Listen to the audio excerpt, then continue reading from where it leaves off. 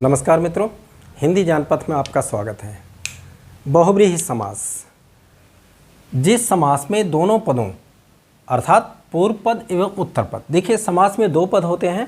पूर्व पद, पहले वाला पद पूर्व पद कहलाता है और बाद वाला पद उत्तर पद कहलाता है। दोनों पदों को मिलने पर ही समास होता है। तो पूर्व पद एवं उत्तर पद में से कोई पद प्रधान न होकर अन्य पद प्रधान हो, जहाँ दोनों पद मिलकर किसी अन्य अर्थ का बोध कराते हैं, वहाँ बहुव्रीहि समास होता है। मतलब ये है कि जहाँ दोनों पद अपने अपने अर्थ को छोड़कर किसी अन्य अर्थ का बोध कराते हैं, किसी अन्य अर्थ की प्रतीति कराते हैं, वहाँ पर बहुव्रीहि समास होता है। जैसे उदाहरण के लिए नीलकंठ। नीलकंठ शब्द में दो पद हैं, नील और कंठ। अब अगर इसका शाब्दिक अर्थ लेते हैं हम, तो नीलकंठ मतलब नीला कंठ, किंतु नीलकंठ का अर्थ नीला कंठ नहीं होता, बल्कि नीलकंठ जब दोनों मिल जाते हैं, नीलकंठ शब्द एक पद बन जाता है, तो नीलकंठ का अर्थ होता है, बन जाता है नीले कंठ वाला, अर्थात जिसका कंठ नीला है उसको नीलकंठ कहते हैं, मतलब भगवान शिव महादेव। जहाँ दोनों पद, समास के दोनों पद अर्थात पूर्व पद और उत्तर पद दोनों मिलकर किसी अन्य अर्थ का बोध कराते हैं, अपने अपने अर्थों को त्याग कर किसी अन्य अर्थ की ओर संकेत करते हैं, उसकी प्रतीति कराते हैं, बोध कराते हैं, ज्ञान कराते हैं, वहाँ पर बहुव्रीहि समास होता है। दूसरा उदाहरण दशानन, दश आनन, दस मुख।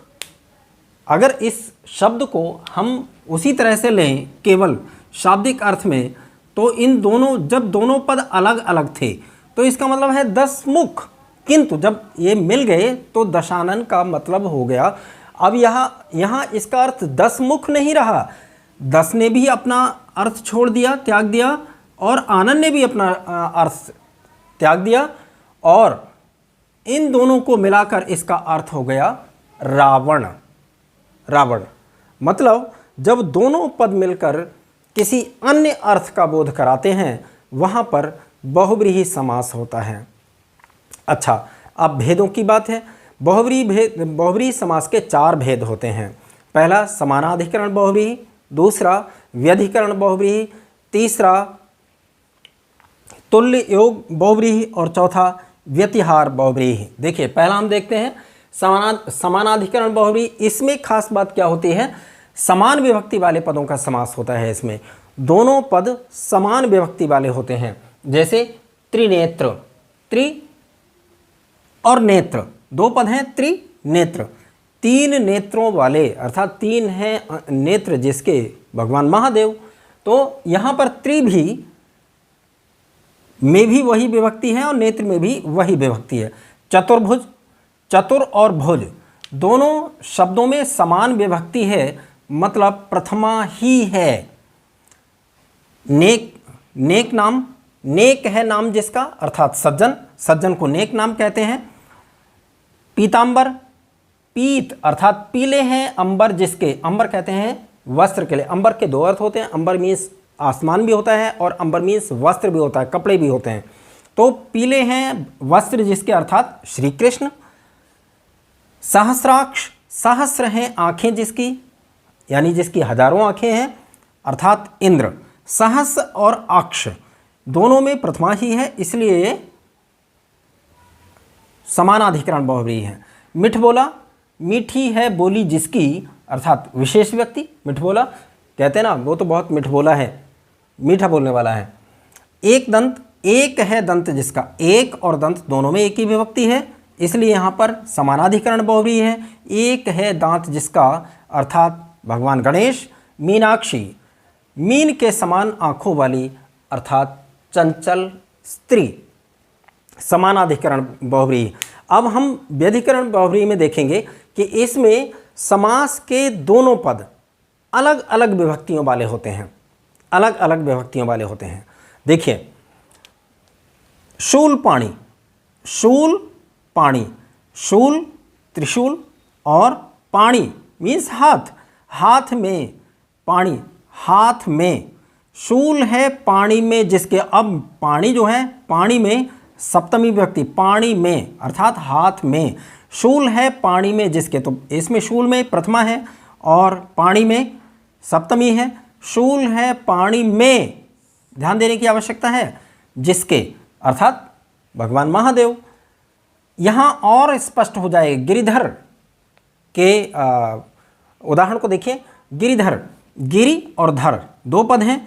अब गिरि जो है वो तो प्रथमा का है और धर, गिरि जो है वो द्वितीया का है। गिरि को धारण करने वाले, गिरिधर का अर्थ स्पष्ट है, समझते होंगे आप भी कि गिरिधर का मतलब गिरि को धारण करने वाले, गिरि को धारण करने वाले को गिरिधर कहते हैं। गिरि को ध्यान देने की आवश्यकता है, गिरि को, गिरि को कहाँ का है, द्वितीया का है, अर्थात कर्म कारक का द्वितीय विभक्ति का चिन्ह है। तो इसमें गिरि में द्वितीया हुई, गिरि को, और धर धारण करने वाले यानी प्रथमा, तो गिरि को धारण करने वाले, यानी दोनों में अलग अलग विभक्तियां हैं। असमान विभक्ति वाले पदों का समास होता है व्यधिकरण समास में। व्यधिकरण बहुव्रीहि समास में असमान विभक्ति वाले पदों का समास होता है और इस तरह से गिरिधर में व्यधिकरण बहुव्रीहि है। चंद्रमौली, चंद्र है मौली पर जिसके, अर्थात शिव, मौली पर, देखिए ध्यान देने की आवश्यकता है यहाँ पर, मौली पर सप्तमी, तो जहाँ दोनों पदों में अलग अलग विभक्तियाँ होती हैं, असमान विभक्तियों का प्रयोग होने वाले पदों का समास जहाँ होता है वहाँ व्यधिकरण बहुव्रीहि होता है। वीणा पाणी शूल पाणी की तरह है। अब यहाँ एक बात बीच में हम आपको बता दें, देखिए ये जो समास है ना, ये जो भेद हैं बहुव्रीहि के भेद, जो सामान्य परीक्षाएं हैं जिसमें समास बहुत ज़्यादा डिटेल में नहीं आता है, एक सामान्य अध्ययन के रूप में आता है, वहाँ तो केवल समास का नाम पूछ लिया जाता है और समास विग्रह यदा कदा पूछ लिया जाता है और मुख्य रूप से पूछा जाता है समास का नाम।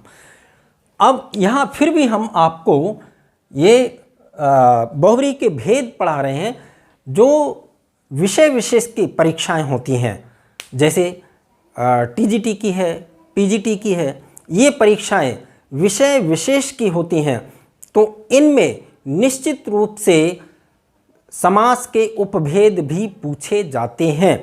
आपसे ये भी पूछा जाएगा कि ये मान लीजिए शूल पाणी दे दिया, तो शूल पाणी में बहुव्रीहि का कौन सा भेद है, या पूछ लिया जाएगा शूल पाणी में निम्नलिखित में से कौन सा समास है, समानाधिकरण बहुव्रीहि, व्यधिकरण बहुव्रीहि, तुल्य योग बहुव्रीहि या व्यतिहार बहुव्रीहि, इनमें से कौन सा है, तो आपको सही विकल्प चुनना होगा।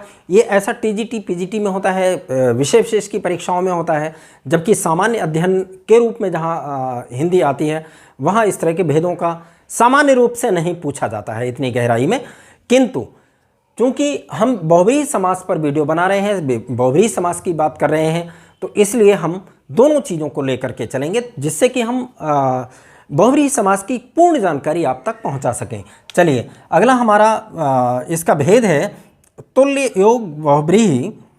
पूर्व पद सह का बोधक होता है। इसमें जो पूर्व पद है ना, पूर्व पद पहले वाला पद, देखिए समास में फिर हम बार बार दोहराते हैं इस चीज़ को, फिर देखिए समास में दो पद होते हैं, दो पदों को मिलकर समास बनता है। एक पहले वाला जो पद होता है, समस्त पद में जो पहला पद होता है उसको पूर्व पद कहते हैं और बाद वाला जो पद होता है उसको उत्तर पद कहते हैं और दोनों को मिलकर के समास होता है। तो तुल्य योग बहुव्रीहि में जो पूर्व पद होता है वह सह का बोधक होता है, यानी साथ होने का बोधक होता है, साथ साथ का बोधक होता है। इसके सह के बोधक जो शब्द हैं, साथ होने के बोधक जो शब्द हैं, स उपसर्ग लगा होगा या सह लिखा होगा, इस तरह के शब्द जहाँ होंगे और उसमें अन्य पद की प्रधानता होगी, वहाँ पर तुल्य योग बहुव्रीहि समास होगा। जैसे सचेत, पहला उदाहरण इसका लिया है हमने, सचेत, चेतना के साथ, चेतना है साथ, चेतना के साथ है जो सचेत। सपरिवार, परिवार के साथ है जो। साहस, साहस नहीं है, ध्यान देने की आवश्यकता है। साहस, हास यानी हंसी, हास हंसी को कहते हैं। हास के साथ है जो, हंसी के साथ है जो। सदेह, सदेह, देह यानी शरीर के साथ है जो, सदेह। तो स उपसर्ग है यहां पर, जहां पूर्व पद सह का बोधक होता है और स उपसर्ग सह का बोधक है, इसलिए यहां पर तुल्य योग बहुब्रीहि समास है। हमारा अगला और चौथा जो बहुब्रीहि का भेद है वो है व्यतिहार बहुब्रीहि। इसमें दोनों पद घात प्रतिघात के सूचक होते हैं। मतलब घात प्रतिघात आप समझ लीजिए कि क्रिया के साथ में प्रतिक्रिया भी हो, क्रिया प्रतिक्रिया के बोधक होते हैं। एक आपको समझाने के लिए बात कही जा सकती है क्रिया प्रतिक्रिया। वैसे घात प्रतिघात समान है लेकिन सीधे सीधे में क्रिया प्रतिक्रिया नहीं है। तो जहाँ क्रिया प्रतिक्रिया का बोधक हो, जहाँ घात प्रतिघात का सूचक हो, के सूचक हो दोनों पद, वहाँ पर तुल्य व्यतिहार बहुब्रीहि समास होता है। जैसे धक्का मुक्की, धक्का और मुक्कों से लड़ाई हुई है जो, उसको धक्का मुक्की कहते हैं। लाठा लाठी, लाठियों से लड़ाई हुई है जो, मतलब इधर से भी लाठी और उधर से भी लाठी। गाला गाली, मतलब इधर से भी गाली और उधर से भी गाली। जब ऐसी स्थिति कहीं होती है, इस तरह के शब्दों का प्रयोग होता है, वहाँ पर व्यतिहार बहुब्रीहि समास होता है।